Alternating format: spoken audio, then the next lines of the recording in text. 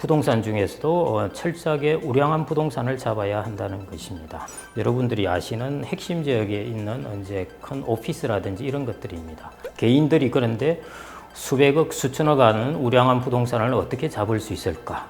개인들이 이제 이런 걸 어떻게 살 수 있는가? 결론부터 말씀드리자면은 이제 안녕하세요.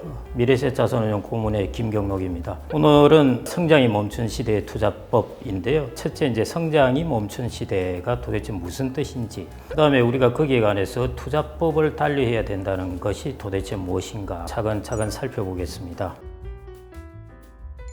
인기리에 방영되었던 별의 쏜 그대라는 드라마를 보셨을 텐데요. 그 초입부 한 400년 동안의 조선시대부터 시작해서 우리나라의 이제 변화를 10초 만에 보여주고 있습니다. 건물들이 막 생겨나고 도로가 닦이고 그러는데요. 이게 우리나라의 한 60년 정도의 역사입니다. 그걸 보면서 제가 경제학자다 보니까 이제 부득이 그런 생각을 하게 되었는데요. 야, 60년 동안에 저렇게 많은 건물과 도로가 닦여졌는데 앞으로 우리나라에 더 닦을 도로가 얼마나 있을 것이며 더 세울 건물이 얼마나 있을 것인가. 그걸 다른 말로 하면 이제 자본에 대한 투자가 줄어든다는 뜻이거든요. 자본 투자가 줄어들면 성장률이 떨어지기에 마련입니다. 실제로 이 자본 투자로 인해서 우리나라 90년대는 경제 성장률을 3.8%나 가져왔습니다. 그런데 지금은 0.9%, 장기적으로는 0.4% 정도입니다. 거의 이제 자본을 대체 투자하고 그 외에 약간의 이제 자본 투자가 이루어진다, 그 정도인 것이죠. 그거보다 이제 더 큰 부분이 인구입니다. 25세에서 64세 인구가 과거 30년 동안 1,000만 명이 증가했는데요. 앞으로 30년 동안 1,000만 명 감소합니다. 생산을 하는 인구가 떨어지면은 경제 성장률이 줄어들기 마련인데요. 이미 지금 생산하는 인구가 경제 성장을 일으키는 것은 0%입니다. 그리고 2030년대는 이제 마이너스 0.3%고요. 2040년대는 마이너스 0.7%입니다. 여기에다 생산성을 더한 것이 경제 성장률인데요. 2040년대는 이제 우리나라가 비로소 0%대에 들어갑니다. 우리나라의 성장이 멈춘다는 의미를 좀 곰곰이 생각해 보셔야 되는데요. 그냥 상투적인 의미로 생각을 해 보시면 안 됩니다. 1960년부터 시작해서요. 2020년까지 이제 60년을 살펴보면은 전반부 30년 동안은 우리나라가 연 한 8% 정도 경제 성장을 했습니다. 어마어마한 성장입니다. 8%를 성장을 하면요, 9년이면 경제 규모가 2배가 된다는 뜻입니다. 거기서 또 9년을 지나면은 그 2배에 또 2배가 된다는 것이니까요. 우리나라 경제 성장이 그 30년 동안은 많이 이제 성장했다는 걸 알 수가 있습니다. 그래서 우리가 그때를 이제 고성장 시기라고 그러죠.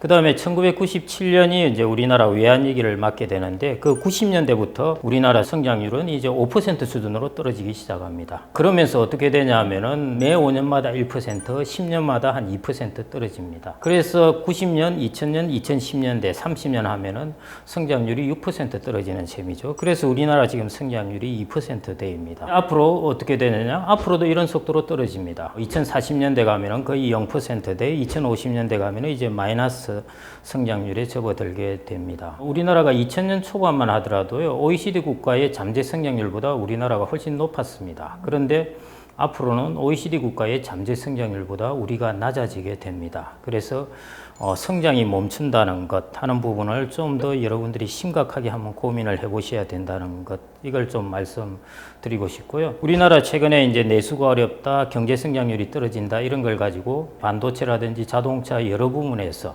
핸드폰이라든지 중국이 추격을 하고 있으니까 우리나라 성장률이 지금 떨어진다?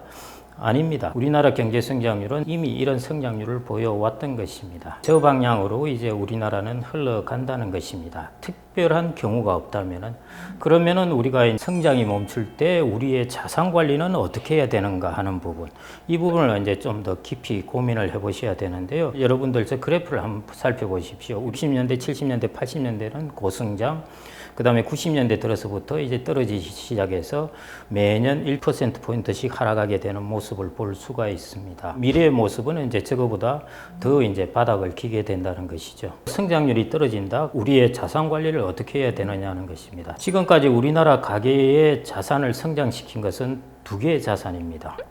부동산과 예금입니다. 지금도 우리나라 가계금융복지조사를 해보면은 나이 든 사람들은 소득이 생기면은 어떤 자산을 갖겠느냐 하면은 거의 88%가 예금이라고 이야기를 합니다. 강의를 하면서 한 60대 전후한 사람들에게 퇴직하면은 뭘로 퇴직 준비를 하면 좋을까요? 좋은 자산이 뭘까요? 물어보면은 부동산 사서 임대 수익을 얻겠다는 것입니다. 과거에도 그랬고 지금도 우리나라 사람들은 부동산과 예금이 앞으로 나의 노후에 소득을 낼 수 있는 자산이라고 보고 있는 것이죠. 그런데 이 부분을 이제 곰곰이 여러분들 한번 생각해 봐야 될 때입니다. 부동산 살펴보면요. 부동산은 내수하고 직결되어 있습니다. 부동산의 대표적인 게 주택이잖아요. 인구가 늘어나야죠. 그건 내수입니다. 그 다음에 소득이 늘어나야죠. 그것도 내수 쪽하고 관련이 깊습니다. 우리나라가 1960년 대비해서 한 60년 동안은 인구가 2,500에서 5천만 명으로 증가했습니다. 그러니까 부동산은 좋을 수밖에 없죠. 별에서 온 그대처럼 무지막지한 집을 지어야 됐습니다. 그렇기 때문에 투자 성공률이 높았고 전반적으로 투자 수익률도 높았습니다. 그런데 성장이 멈출 때는 어떻게 되느냐 하는 것이죠. 성장률이 우리가 떨어질 때는요, 수출과 내수는 더 양극화되게 됩니다. 지금도 내수 부분은 어렵다고 이야기하는데 구조적으로 내수 부분은 장기적으로 정체되는 그런 상황입니다. 오피스텔이라든지 그 다음에 상가라든지 이런 것들은 내수와 많이 연관되어 있습니다. 자영업자들이 있어야 이 사람들이 부동산을 임차를 해가지고 장사를 하고 할 거니까요. 그런데 내수가 장기적으로 정체되든지 침체된다면은 부동산 시장에도 영향을 줄 수밖에 없습니다. 그러면은 여러분들은 이런 시기에는 부동산에 대해서 어떤 방향을 잡아야 되느냐? 부동산 중에서도 철저하게 우량한 부동산을 잡아야 한다는 것입니다. 그러니까 이제 개인들은 돈을 빌려서 강남에 집을 사는 형태의 이제 부동산을 사는데요. 그런 부분뿐만 아니라 부동산 중에서도 그래도 우량한 것에 속하는 것은 여러분들이 아시는 핵심 지역에 있는 이제 큰 오피스라든지 이런 것들입니다. 개인들이 그런데 수백억, 수천억 하는 우량한 부동산을 어떻게 잡을 수 있을까? 개인들이 이제 이런 걸 어떻게 살 수 있는가? 결론부터 말씀드리자면은 이제 리츠라는 이제 간접 투자, 부동산 간접 투자를 활용해서 그런 부분을 이제 살 수가 있습니다. 과거에 이제 가게가 선호하는 부동산은 어떤 것이 있겠습니까? 주로 오피스텔하고 상가입니다. 그래서 내수의 가장 취약한 부분입니다. 관점을 달리해서 이제 미래를 쳐다보셔야 될 때입니다. 지금 내수가 벌써 정체하고 있는 것이면 임대차 시장에 영향을 주게 될 것이고 점차 이제 확산이 되게 됩니다. 과거 고성장 시기하고 달리 성장이 멈추었을 때는 부동산도 철저하게 우량한 부동산으로 이제 가야 되는 것이고 그 중에 하나가 여러분들이 이제 리츠를 이제 활용하는 방식이 있습니다. 그게 이제 첫 번째 여러분들의 자산의 변화입니다. 두 번째 예금인데요.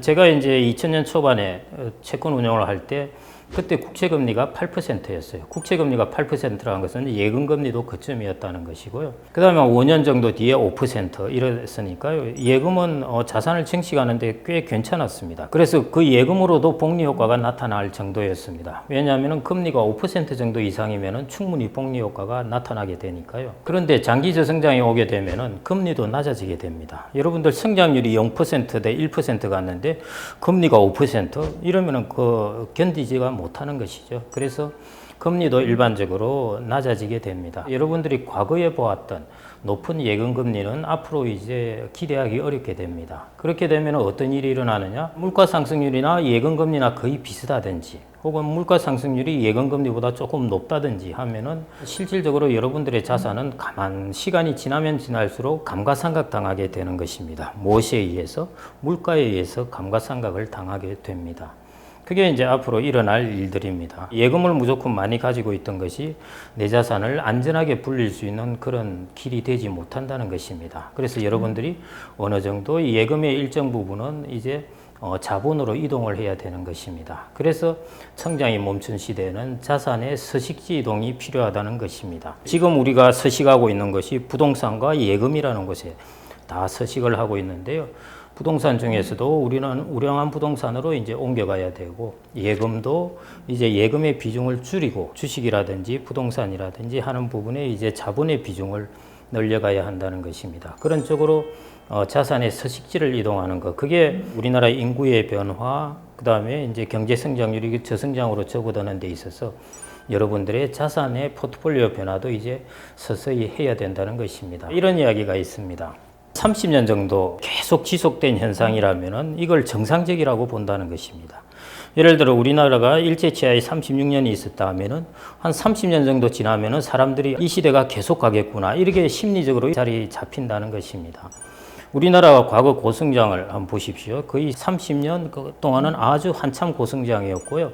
그 뒤에 30년은 이제 여진 형태의 이제 성장을 보였으니까요. 이렇게 성장을 하게 되면서 사람들은 이제 부동산이라든지 예금이라는 것이 여전히 자산을 증식하기 좋은 자산이라고 이제 사람들에게 고정적으로 머리에 심겨져 있습니다. 그런데 이 부분을 이제 옮겨야 되는 것입니다. 습관하는 것도 사실은 서식지라는 것에서 나온 것입니다. 헤비투스라는 것이 이제 자기의 서식지인데요. 그 말은 뭐냐면은 서식지를 벗어나는 것이 얼마나 어려운가 하는 것이죠. 그런데 이제 우리는 우리의 자산의 서식지를 서서히 이제 좀 벗어나야 되는 때입니다. 그래서 이제 중요한 부분은 우리나라 가게들이 상가라든지 오피스텔이라든지 추가적인 주택이라든지 이런 쪽으로 이제 부동산을 갖고 있었고 나머지를 예금으로 가지고 있었는데 그러면은 어디로 내 서식지를 옮겨야 하며 서식지를 어떻게 옮겨야 하는가 하는 부분이 이제 여러분들의 앞으로의 이제 화두입니다. 그래서 큰 방향을 말씀드리자면은 어디로 일단은 예금이라는 부분에서 자본의 비중을 높입니다. 자본이라는 것은 주식이나 부동산과 같은 것을 이제 자본이라고 그러는데요. 이런 자본의 비중을 높이는 쪽으로 서식지를 옮겨가야 되고요.